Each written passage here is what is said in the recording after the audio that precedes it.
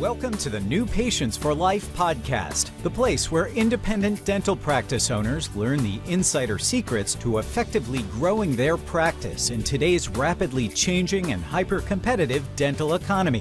Here's your host, Graig Presti. Hey everyone, thanks for joining me on the New Patients for Life podcast, episode number 1. This is our inaugural episode. My name is Graig Presti, and for those of you that don't know me, I am founder and CEO of a company called Local Search for Dentists, and we are the only 4-time Inc. 5500 recognized dental marketing agency in the industry, and we are literally helping thousands of practices all over the world have record years, more new patients, more phone calls, and more production and profit in their practice with all zero doctor time. And this podcast is called New Patients for Life because really the main reason that I wanted to do this podcast was actually to declutter the industry, because right now we have more misinformation, more misguided information coming from everywhere in our industry, no matter where you are. I mean, you can barely scroll through Facebook without someone trying to sell you the latest and greatest new patient strategy, software, accounting, financial services, coaching, mentors. It really doesn't matter what it is.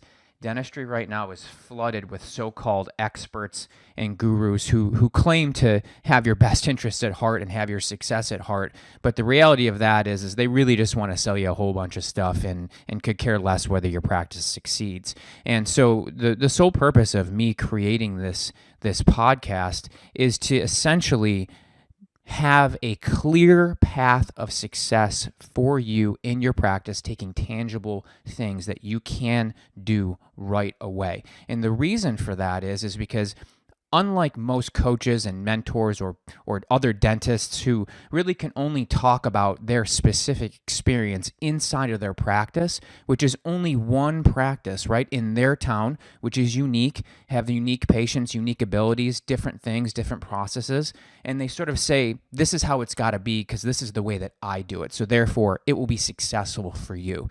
And the problem with that is that that's only one facet of business. That's only one facet of a practice. Now, here at Local Search for Dentists, we actually have the unique ability to not only have research for thousands of practices in many different markets, whether it's small town, rural USA, or Canada, or big time New York City, Manhattan, right, and everywhere in between, is we get to see the challenges and the successes of different types of practices, whether it's a specialty practice, general practice, it doesn't really matter.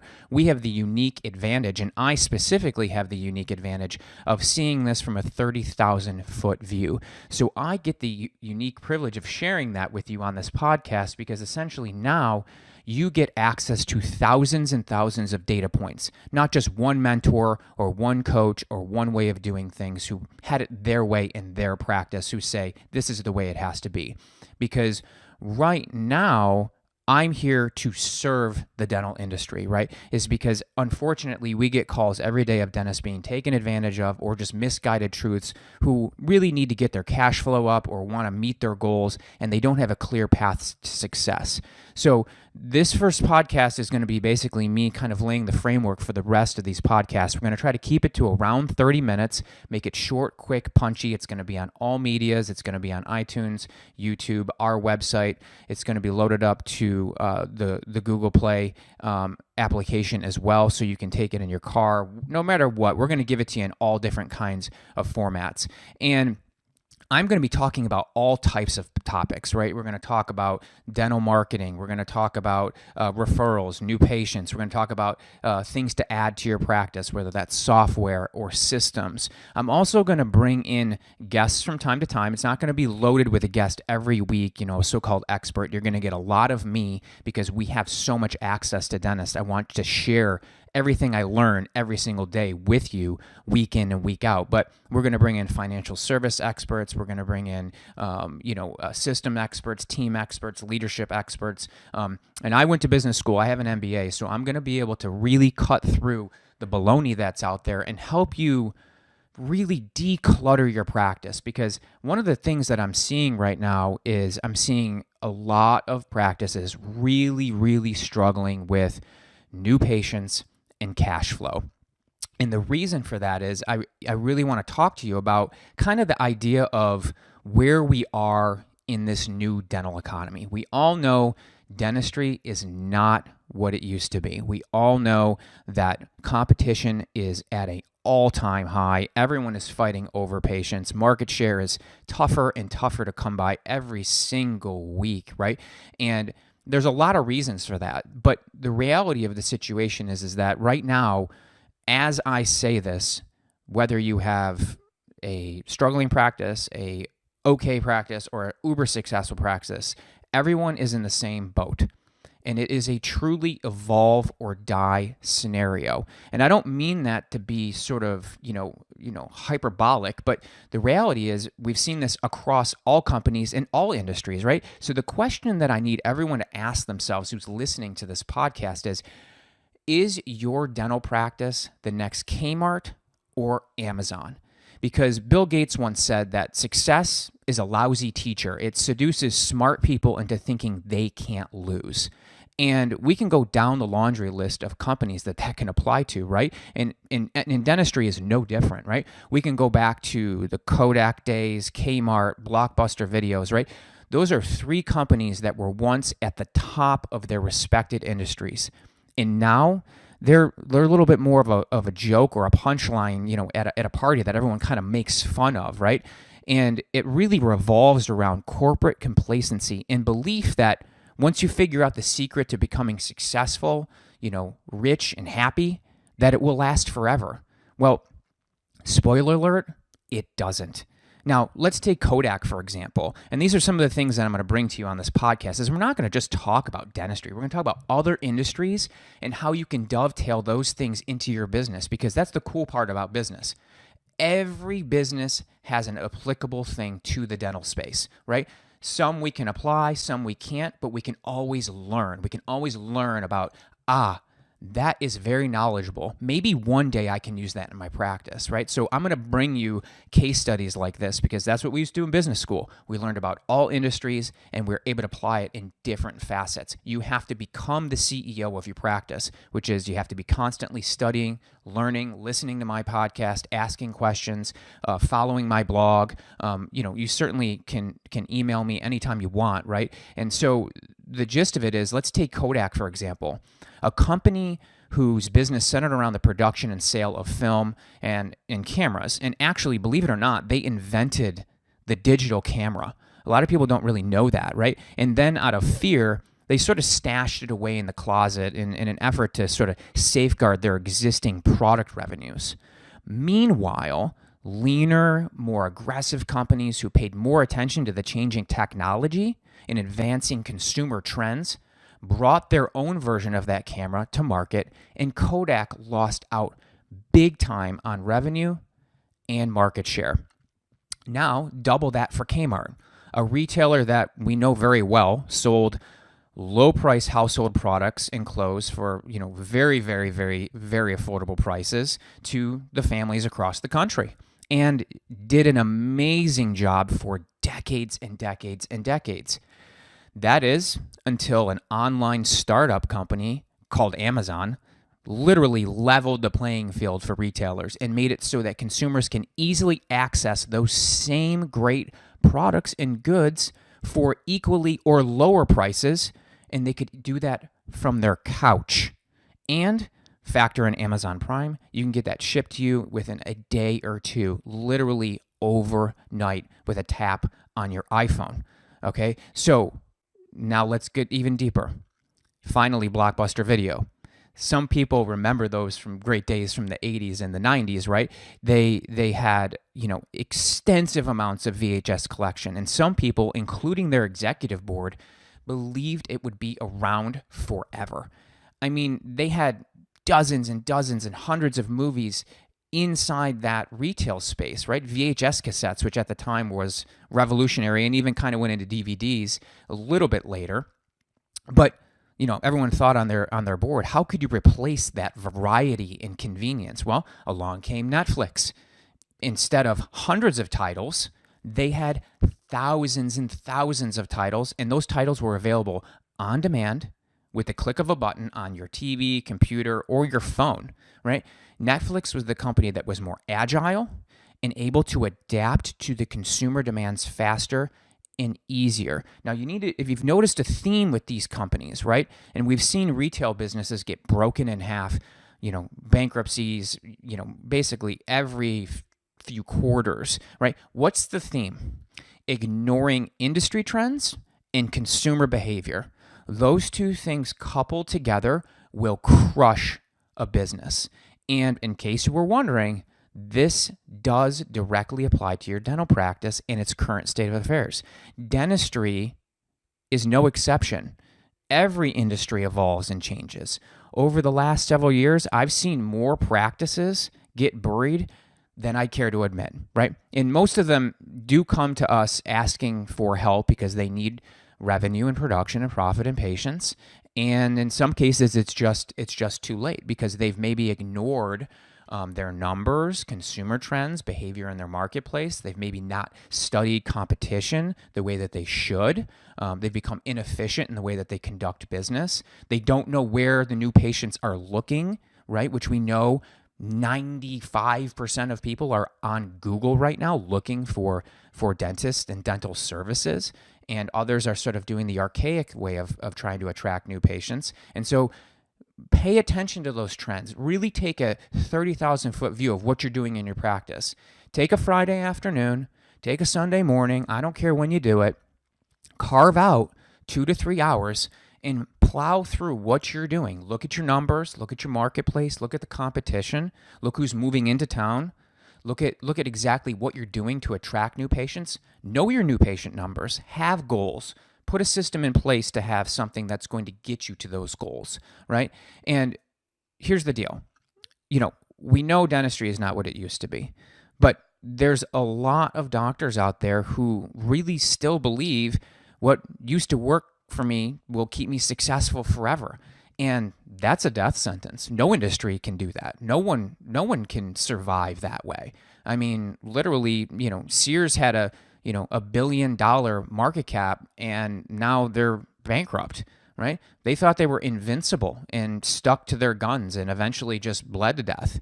And so a lot of doctors who are struggling right now or not meeting their goals are literally being steamrolled by DSOs or the corporates or those really young, hungry dentists who have the marketing angle figured out, and you're sort of just relying on word of mouth, which is essentially a death trap as well, because the worst number in all of business is the number one. You should never rely on one thing. One way to get new patients, one way to do your accounting, one way to review your numbers. You have to have multiple ways to do things in business. Otherwise, once that one thing goes away, it's over. So when we look at, the old guard, if you will, right? They tend to drag out these dusty old new patient strategies, right? Ask for a referral. They're still doing Valpak. They're still sending out, yellow page ads, right? They're going to the mall or handing out business cards or flyers or just throwing, brochures in their office, right? And we see that all the time, right? Go out, get certified in implant procedures, Invisalign, sleep, whatever it is. It doesn't really matter. And thinking that people will automatically know you offer that service. If you build it, they will come mentality. And that is just not how it needs to be. You need to go where the people are looking, right? And we'll get deeper into the marketing topic. I don't want to make this episode one about solely marketing. I want to set the stage for what we'll be talking about and why you need to evolve your practice and the idea that you won't really make it in the long term otherwise. I had a conversation today with a doctor who literally wants to become a client of ours, wants to use our marketing system, but he waited way, way too long to the point that cash flow is pennies and pennies, and he simply cannot make the decision to really do any marketing, let alone ours, which is very affordable considering the market and what we provide. But the reality of that is it's just too late for him. And don't ignore your problems. That's one of the best business lessons I could give to you on this first episode. Is one of my core principles in business in general. And I learned this when I was getting my MBA, and I think it's one of the best advices I could give to any business owner, particularly private practice, which is if you have a problem, do not ignore it. If it's a legal issue, deal with it right away. If it's an accounting issue, attack it right then and there. If you notice your production's down and new patient numbers aren't there in a particular quarter or two, go at it and get into some marketing and actually get real life people in your door. Do not ignore the problems, because inevitably what ends up happening is down the road, we have a larger problem. And because you're responsible for people in your community and your staff and yourself and your family and your friends and all the things that go on in your business, you have a duty to perform. You have a duty to be successful because you're responsible for other people. Anyone who's an entrepreneur or CEO, you're responsible for a lot of people. Don't ignore those problems. Don't ignore the trends. And I'm going to help you through this podcast really cut through the clutter and have some clarity as to where you can take your business and beyond your business, even to when you sell or retire, right? So the old world thinking has to change, because here's the real data of it all. The Journal of American Dental Association, JADA, has reported that fewer dentists own practices now than a decade ago, okay? And you have to understand that there is a very specific reason as to why ownership is down, because the money is flowing up in dentistry. If you've noticed, private equity has put a bullseye on the private practice. That is the whole idea behind the DSO. That is the whole idea behind these large private group practices, right? Is that the idea of them being able to consume market share by plugging in systems, spending a little bit of money on marketing, and consuming practices. So they're literally gobbling up market share. Right now, DSOs comprise 20% of the market, and they grow at a 14% year over year rate, while the private practice actually nationally is shrinking by 7%. So what does that tell you? That tells you that private practice is flawed. The systems are flawed. The way you get patients is flawed. You have holes in your bucket where you're bleeding money, because essentially people are going to the DSO.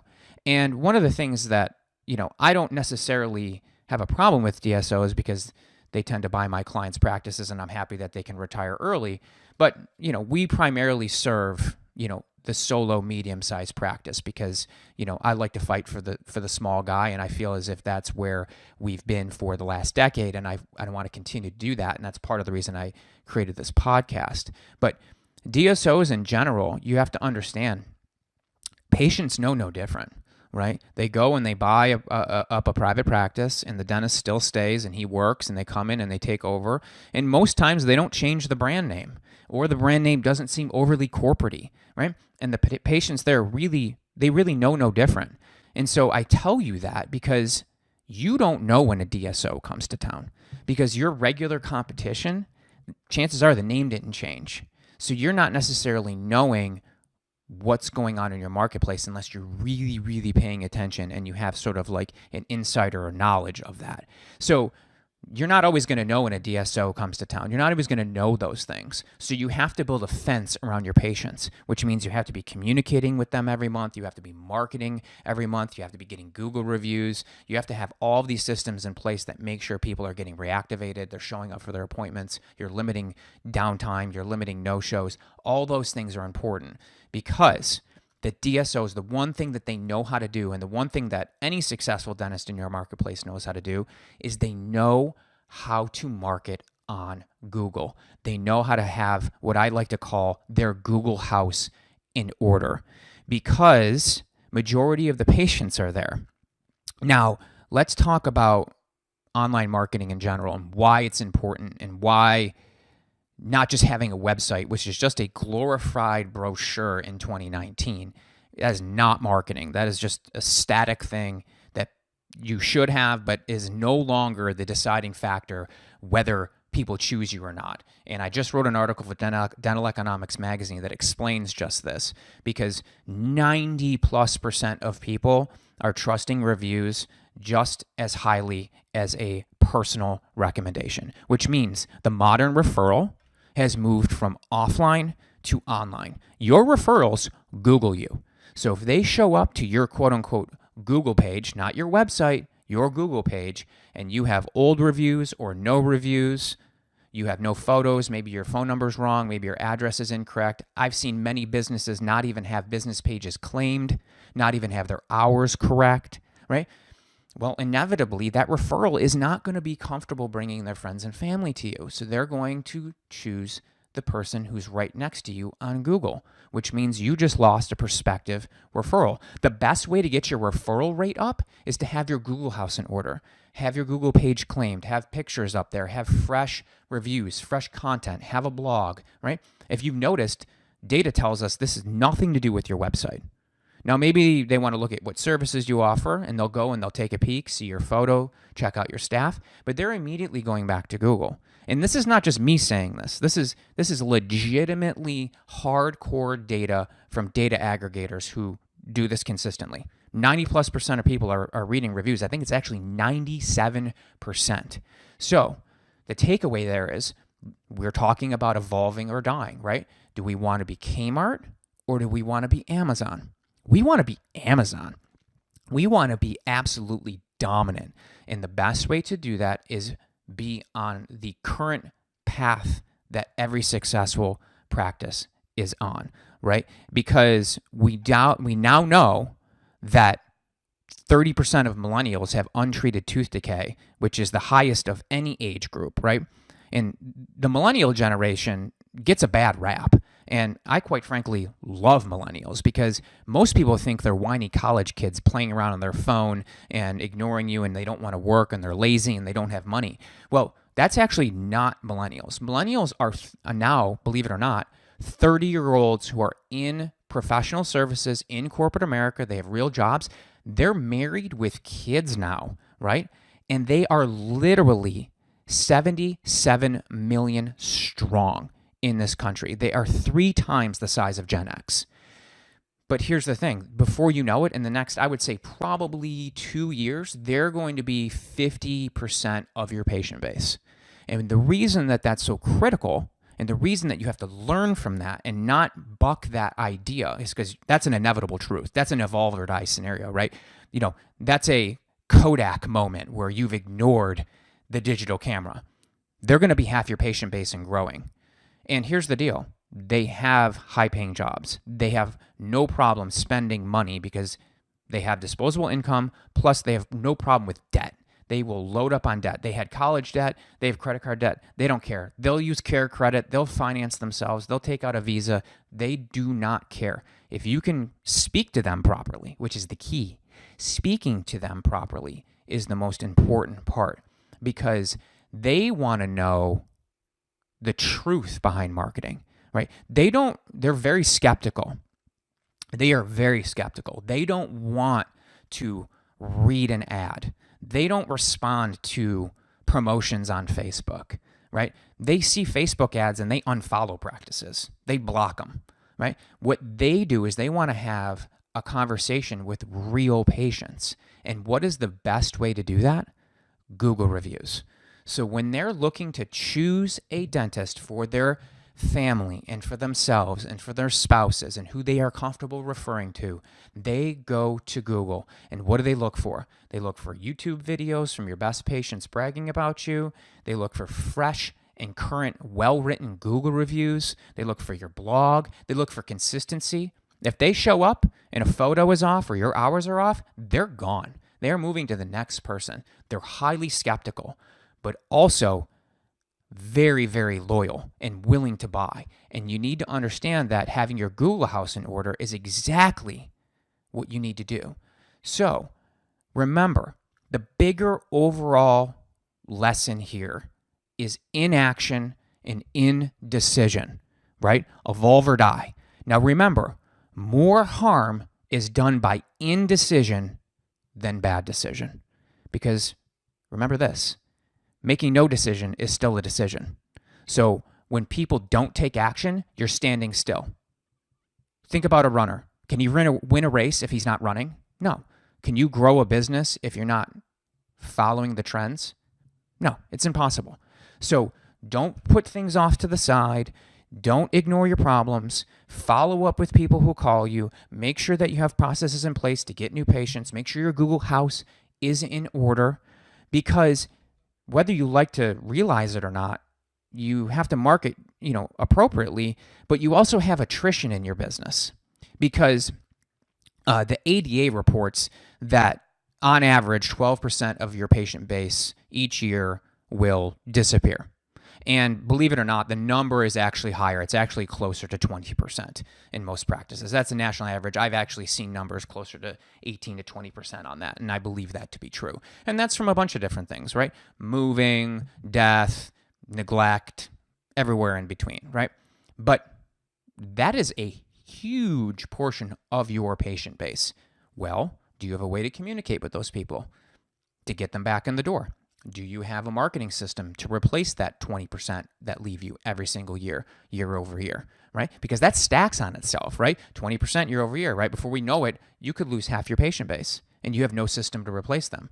So when I find practices that are bleeding cash and have huge cash flow issues, it's typically because they have massive attrition over year, and have no system in place to replace those people. They've sort of ignored the trends that I'm talking about. So take note of that, right? And we're not going to get into the tactics of marketing on this first podcast, but you need to go ahead, take and if you want to contact us for this, there's plenty of good agencies out there. These podcasts are not going to be self-promotion, but we're here to help you. We're here to help you compare. If you want a free diagnostic, you can go to our website, localsearchfordentists.com, and opt in, contact us, and we'll be happy to look at your market and do a full market analysis to at least help you gain that. But, some of you are doing some marketing and some of you aren't, which you're going to have to pay attention to. Is the ROI good enough? Is it efficient enough? Are you overpaying for a website, which is just a brochure? A lot of times people think that their website's marketing and they're overpaying. I mean, really all you have to do is pay a small monthly fee to just keep it up and edit it from time to time, because it's not marketing anymore. Influence is marketing, right? The reviews, the rankings, your Google pages, your YouTube, things like that. So that is really, critical for you to evolve, because you and I both know if you look at the best dentist in your city, the one who has all the market share, inevitably they have spent money on Google marketing, right? They literally have a system to get reviews. Their staff knows how to ask for them. They have videos. Their Google page is claimed. Their Google House is in order, right? Because they know, statistically speaking, everyone's on Google. Everyone's online. And that includes baby boomers, by the way. So if you think your patient base is immune to that because they're a little bit older, incorrect. We have many clients who service 55, 60 plus patients, implant only practices who are absolutely killing it, because the largest demographic, growing demographic of people using technology and actually using Google and the internet is the baby boomer generation. All you got to do is go to a restaurant. Go to a restaurant and look at grandma and grandpa texting with their grandchildren, or they're on the internet looking up how to get directions to where they need to go, because that's part of it. Is that now it has become a social fabric. That's why it's growing so fast. They want to be able to FaceTime the grandkids. They want to be able to take them to a place that's reputable, right? And so they're reading your reviews. They're looking. They leave reviews. We teach implant only practices how to get their patients to leave reviews right in the chair. So don't think your practice is different, right? It is not immune to these trends. Everyone is using technology, and you have to embrace it. I cannot tell you how many conversations, which is why we talk to thousands of doctors every single week who are just relying on these outdated methods of same old, right? I know I should ask for more reviews. Oh, I know I should get a marketing system. Well, word of mouth has always worked for us, right? Well, all that takes is one of my clients or any other client of a good agency to move to town, or a DSO, and take 15 to 20% of your market share in the first year. And you're wondering where your patients went. You're wondering why you're not getting any more new patients. You're wondering where your referrals went, right?